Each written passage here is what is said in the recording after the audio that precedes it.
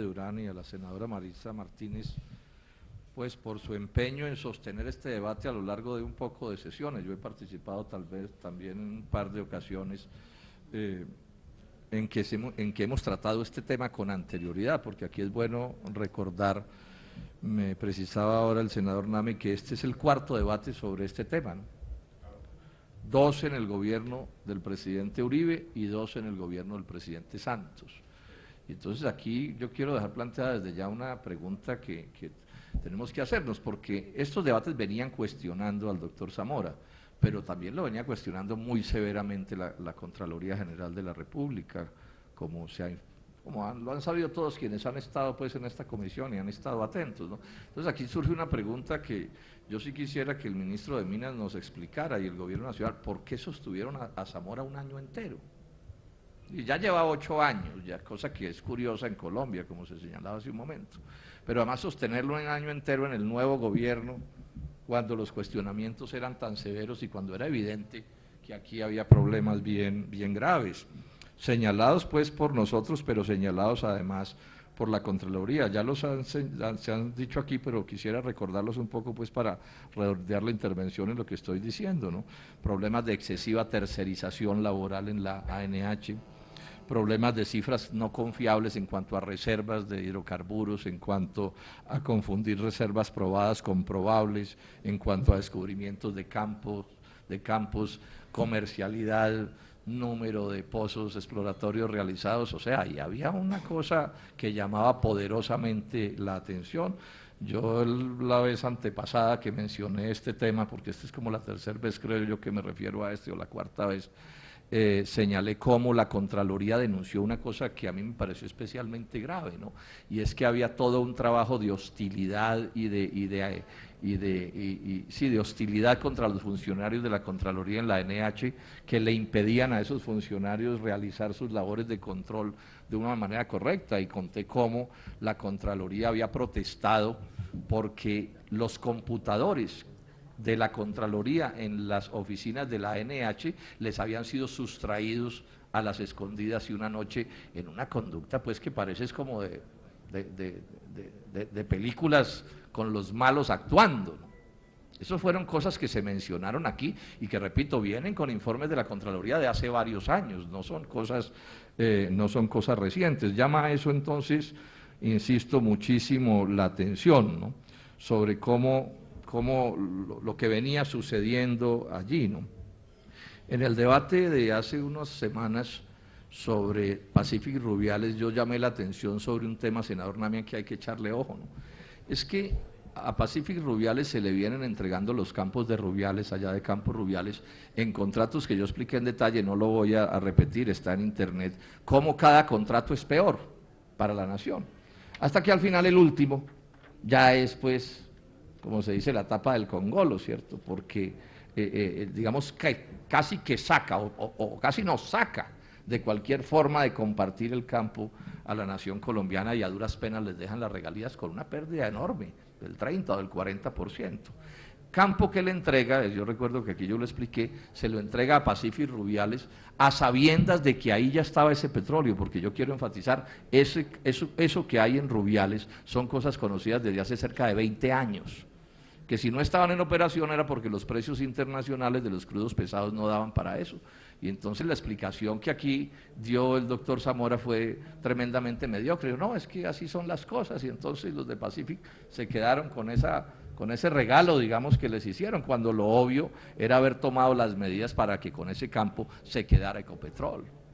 Es decir, aquí hay cosas que son tremendamente llamativas en lo que está sucediendo. Ese es el contrato, si no estoy mal, el CP6 se llama, ¿cierto?, que es una ampliación de Campos Rubiales y de Quifa y Sirirí, que es lo que tienen ahí en esa zona del departamento del Meta.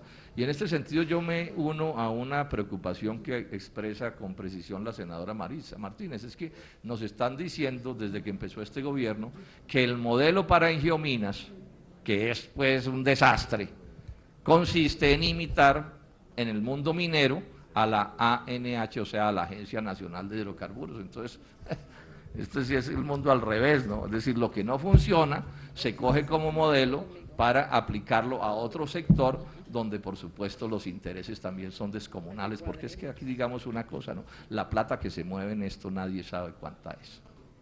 Nadie sabe cuánta es. Y el desgreño es total. Dijo también la Contraloría General de la República, en el informe que yo leí aquí cuando hicimos el debate sobre Pacífico y Rubiales, que tampoco en hidrocarburos había auditoría seria del Estado colombiano, que ya lo había dicho la Contraloría para el caso del carbón y en general para toda la gran minería.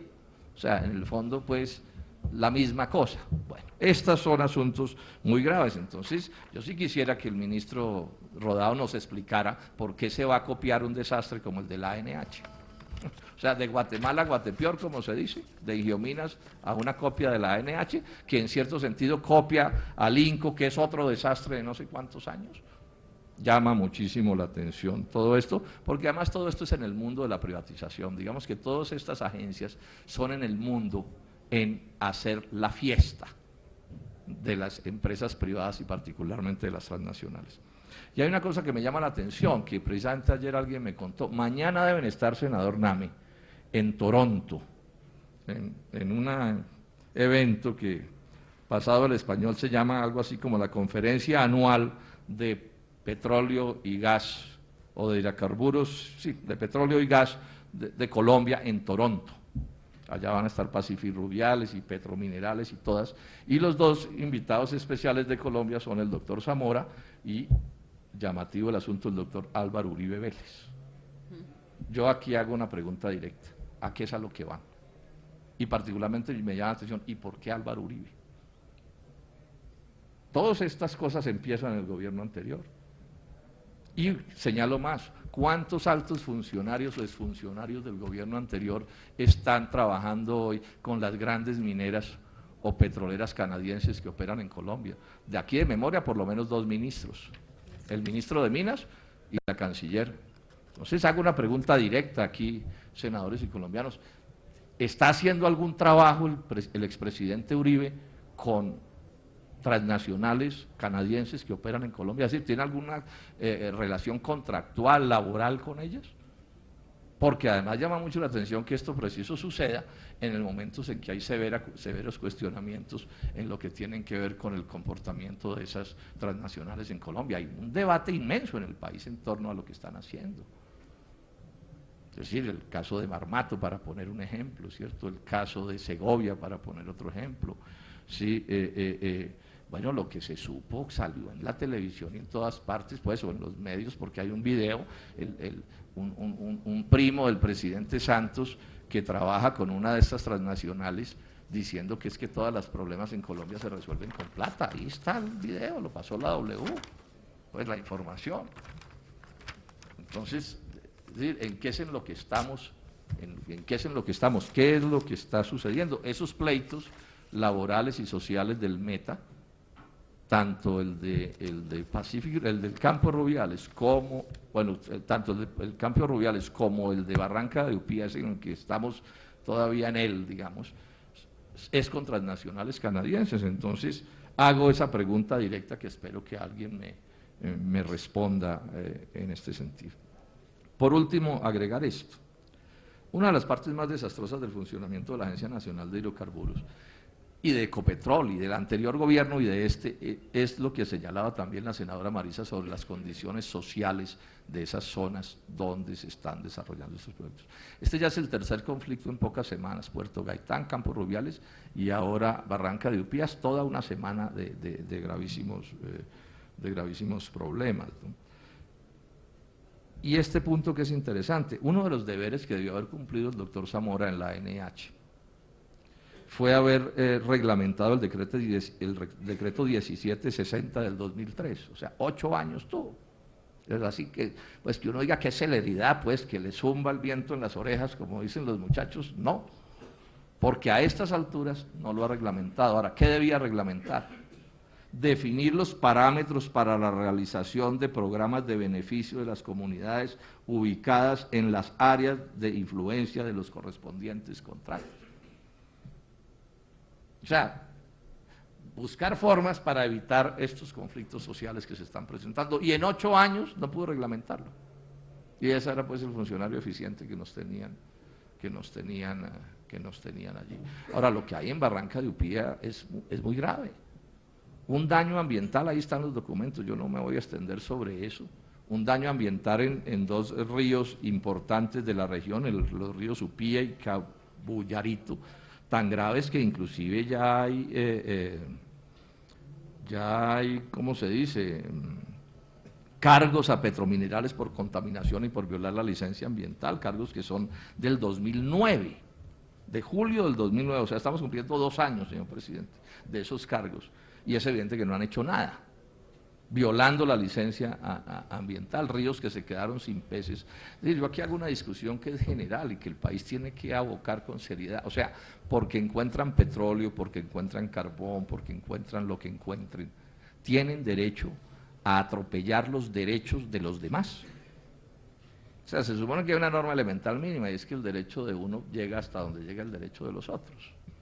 Entonces la pregunta es, ¿cómo encontraron petróleo esta transnacional Petrominerales ahí en Barranca de Upía? ¿Tiene derecho a dejar a los pescadores sin pescado? ¿Tiene derecho a dejar a los finqueros de los alrededores sin agua porque la contamina con sus derrames? ¿Tienen derecho a destruir las vías de la región por donde tienen que salir los ganaderos, los arroceros, todo el mundo, porque encontraron petróleo? Esta es la pregunta del millón. O sea, yo quisiera preguntarme, ¿cuál es la norma donde ese derecho, senadora Marisa, está establecido? Entonces, como yo encuentro algún petróleo, entonces tengo derecho a hacer lo que se me antoje. Este es el tipo de cosas que estamos discutiendo. Esto además peguémoslo con una cosa que es muy grave, que es la ley de regalías. Porque lo que se viene es un agravamiento de estos problemas por la vía de que va a haber menos recursos allí, porque a estas zonas les van a dar un golpe de por lo menos el 70% en sus ingresos, pero sí les van a quedar todos los problemas sociales que vienen pegados de los proyectos petroleros, aumento de los índices de desempleo, prostitución, drogadicción, encarecimiento de los arriendos, de la alimentación, de los fletes, etcétera. O sea, problemas sociales complicadísimos. Todo eso es por lo que están protestando en Barranca de Upía y protesta que debería ser atendida por el gobierno nacional, no con represión. Lo único que se les ocurre es echarle la policía y el ejército encima a la gente, cosa que, por supuesto, es una forma absurda de resolver los problemas, en vez de sentarse con esos compatriotas a ver, bueno, cómo se buscan acuerdos. Ahora, una lógica que yo quiero expresar también mi insatisfacción completa. Parte del problema son problemas laborales, ¿no? Líos de tercerización, que aun cuando haya quienes digan que no es cierto, esas condiciones laborales son condiciones como del siglo XIX. Yo creo nunca haber usado la palabra esclavitud, porque son categorías distintas, pero sí he dicho todo el tiempo que son condiciones laborales como del siglo XIX o los inicios del siglo XX. Eso es lo que está reclamando la gente, senador Mora. Y sin embargo, veo una actitud absolutamente persistente de estas transnacionales y del gobierno nacional para impedir que los sindicalistas colombianos acompañen esos reclamos. Cosa que a mí francamente me da mala espina, porque es obvio que trabajadores, gente sencillas, que son buenos soldadores, buenos conductores, buenos para manejar un machín petrolero y todo, pues no tienen por qué saber de pues, estas cosas complejas de las relaciones laborales y todo, ¿cierto? Entonces, mientras del lado de la empresa y el gobierno se sienta, pues, cuanto abogado nacional o internacional hay de esos que saben, pues, volar, es decir, que son capaces, pues, de tumbarlo a uno en un contrato en 7 idiomas y cosas de ese corte, ¿cierto? ¿Sí? A los que reclaman en Barranca de Upía o en no sé de dónde, les prohíben tener un asistente, senadora, ¿sí? No, tienen que estar solitos ahí. ¿Con qué propósito? Es obvio, pues engañarlos en el acuerdo, manosearlos y manipularlos. Yo en eso también quiero expresar mi desacuerdo. Yo sigo insistiendo, no es democrático un país donde las gentes sencillas no pueden organizarse de la misma manera que se organizan los patrones. Es que nadie les discute a las petroleras y a quien sea en Colombia el derecho a organizarse y tener todos sus abogados y asesores y de todo. Yo no veo por qué eso solo se pone en duda en el caso de los de abajo, que es un deber elemental. Y yo les pregunto a los senadores, ¿qué senador de la República de Colombia se mete a un litigio sin un buen abogado? Nadie. ¿Quién? Nadie. Y eso se le impone en cambio a los de Barrancas de Upía. ¿Sí? Y hay de que se atrevan a decir que un dirigente de la USO los acompañe, porque eso se vuelve ya como la confesión de un crimen. Es insensato lo que está haciendo el gobierno nacional. Ahí hay un problema social de proporciones supremamente grandes que se deberían atender con la seriedad que corresponde en estos asuntos. Y por último, terminar con esto, senador Mora. Seguimos preguntándonos dónde está el proyecto de ley del gobierno reglamentario de la reforma constitucional de regalías. Esto que está haciendo el gobierno, el Ministerio de Hacienda, es indebido. Porque no se puede cambiar la Constitución y decir que ese cambio de la Constitución hay que reglamentarlo de aquí al 1 de enero. Pero la norma también dice que si el Congreso no lo reglamente de aquí al 1 de enero, el gobierno reglamenta por decreto. Y estamos ya, vamos para octubre, y es la hora en que el gobierno no presenta el proyecto de ley, que tiene que llegar a esta comisión, entiendo yo, señor presidente. Entonces, ¿con cuánto tiempo vamos a discutir el proyecto? O lo que va a suceder es que eso se convierte en una argucia y el gobierno nacional, claro, no lo pone por decreto. Un tema, yo llamo a las regiones interesadas en esto, a los departamentos y a los municipios, un tema que puede ser de mayor impacto que la propia reforma constitucional, porque podrías concentrar al final toda la plata en manos de 3 o 4, todo el poder de decisión en manos de 3 o 4, que es lo que yo creo que va a suceder. Inclusive podrían definirse criterios de distribución de los recursos completamente retardatarios, regresivos. Es decir, porque lo que hicieran fuera estimular más las zonas menos pobres, digamos, ¿sí?, en contra de las más pobres. Este es un debate político y público que debería hacerse con toda realidad, con toda seriedad. Entonces yo nuevamente le digo al ministro de Hacienda, ministro Echeverri, presente el proyecto, presidente Santos, presenten el proyecto. Ahora, tienen, se supone, votos suficientes, yo no sé, como el no... o sea, exceptuando al Polo, todo el resto del Congreso es gobiernista, o sea que se supone que eso lo pueden hacer con facilidad.